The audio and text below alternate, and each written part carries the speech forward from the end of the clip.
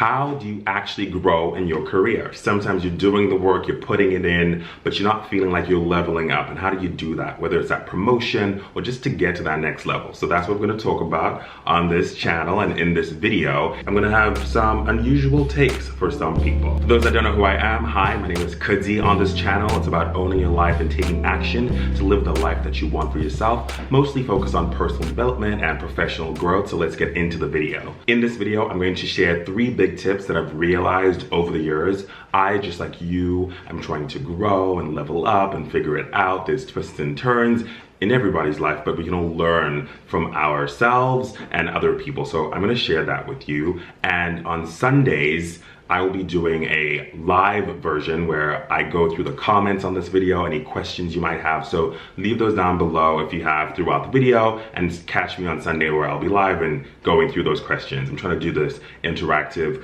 community building thing, so I hope it works. But enough about that, let's get into the video. To really make sure these 3 tips land, let me tell you a story. Let me take you back a couple years ago. So as many of you may or may not know, I used to be an accountant in my past life, I say, but that's a joke. It was actually good for me to have that professional foundation. Professionalism and being client-facing is really important because you just have to level everything up, dot those I's, cross those T's. I was working on a project at a client's office, but it was a new client and it was a small project, so I was mostly there by myself, and I would report back to my manager, you know, intermittently here and there. But I was out there doing the work. It was a new client, so it's a little bit hard to figure out. There were some challenges, some hurdles. I was putting out the fires, getting the work done, you know, shipping that work because you know you have to do the work. But I was realizing like I wasn't really communicating with my manager that much. And while I was doing the work, which is great and good because you know you need to do it, I could tell that I wasn't going to get the recognition that I deserved because I wasn't really communicating in full everything that was happening. So great manager, but if people don't know what you're working on like fully, they just don't know, and you may not get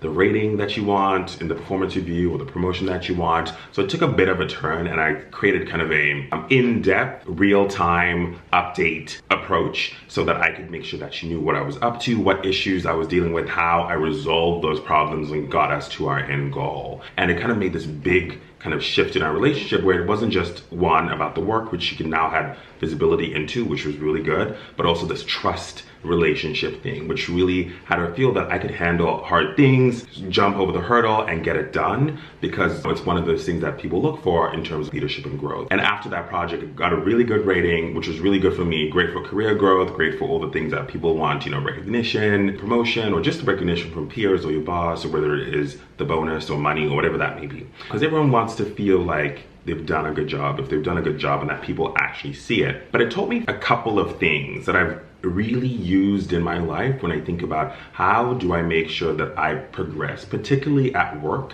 where, you know, we're all working a lot all the time. There's just the baseline work that we need to do, but how do you package that to show that you are ready for the next level? So these are the 3 tips I was going to share, but I have tip 0, not before 1, 2, and 3. The first one, which I think is a foundational tip, because sometimes people try to jump corners and do crazy things, and I'm just like, there's foundations that you need to be doing. And the foundation is, you need to just do the work. As a baseline, you need to be doing the work and getting it done. Before you try any shenanigans or any kind of approaches, make sure that you're actually doing the job and you're doing it well. So knowing what your goals are, your targets are, your objectives are, however you measure it in your company, make sure you are doing that, because there's nothing, people can't level you up if you're not even at the level that you're supposed to be at. You know what I'm saying? You know what I'm saying? So tip number 1 that you need to do is communication of the results and the process. So most people generally show their supervisor, boss, manager, whoever, that they either achieved the goal or they didn't, which is important. Like we mentioned, do the work. But people don't magically know all the things it took to get there, all the hurdles, all the things that went wrong, all the issues that you had to identify, figure out a plan for, execute the plan, and actually get you to the goal. The reason why that is important, it's not so much to get a pat on the back that, oh my God, you did a good job, which sometimes it's always great to get positive feedback, but it's more so when people are looking for career growth and like what who can be the next kind of leader for the team or manager or whatever the next level is. They're looking for that problem solving, analytical thinking, strategic thinking ability. So that's what a leader needs to have, that you can identify problems, figure out solutions, get it done. And sometimes if people don't know that these were the humps and hurdles to get there, they won't ever know.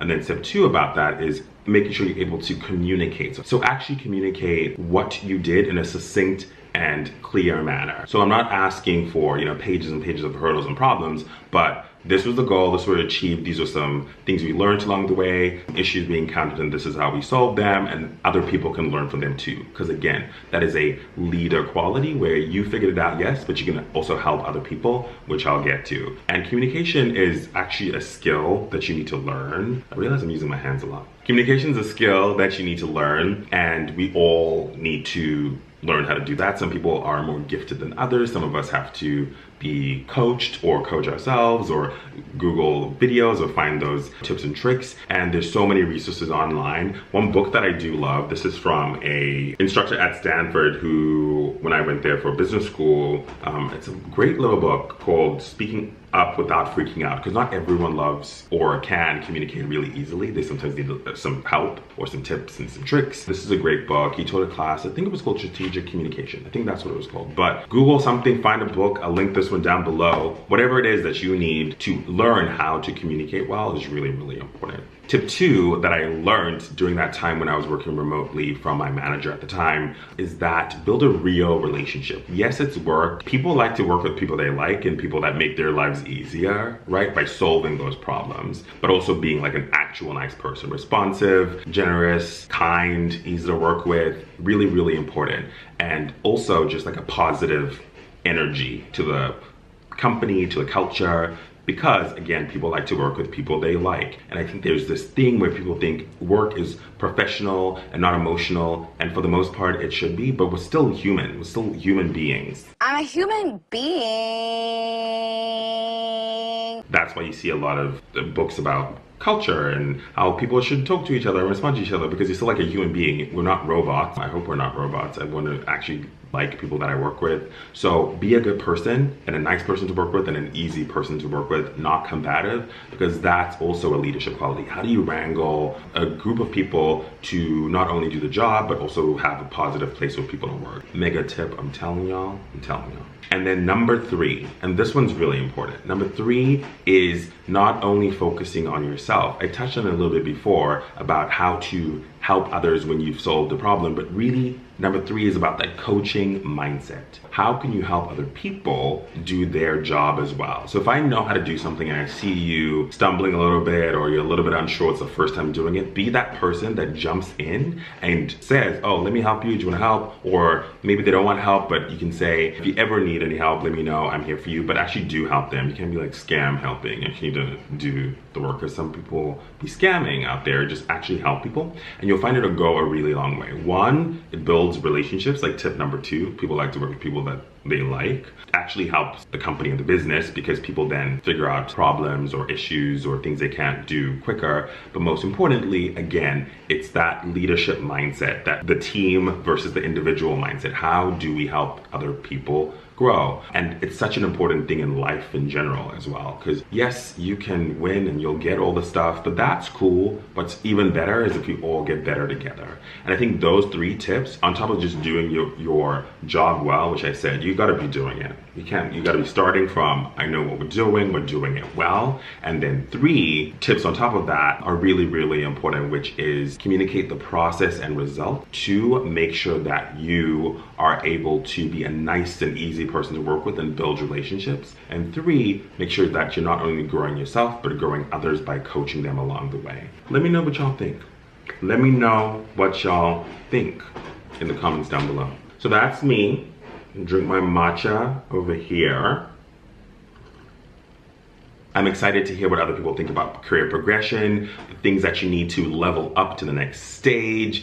Please leave your questions and comments down below. Like I said, on Sunday, I'll be doing a live right here where we go through some of those questions and comments and react to them or answer them. And if you have more, join me then. But with that, remember to own your life, take action. You can live the life of your dreams, boo, or achieve that goal. You just have to do it yourself. And I hope this was helpful for you. If you enjoyed watching this video, here are more for you to watch. Enjoy, be amazing, click the like button, subscribe, everything that we need to do. Share with a friend who needed this, and I'm gonna go.